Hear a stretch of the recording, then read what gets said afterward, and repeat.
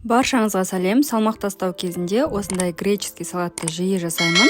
Қонақ шақырған кезде де егер майонезбен салат жасап жатсам, оның жанына міндетті түрде осындай грек салаты болады. Әдеттегідей құрамының барлығын описанияда қалдырамын. Ең алдымен барлық көкөністерді төртбұрыштап турап аламыз. Түрлі көкөністер қосылғандықтан бұл салат витаминге өте бай. Әрі қонаққа немесе өзіңізге дайындасаңыз да бұл салат қалып қалмай тез таусылып қалады.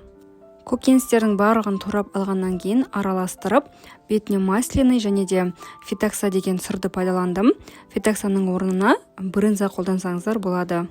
Енді соусын дайындайтын боламыз. Соусына 2 ас қасық зәйтүн майы, дәміне қарай тұз, лимонның суы және де бальзамический соус қостым. Дәмі шықсын деп барлығын салып, араластырып, бетіне соусты құямыз.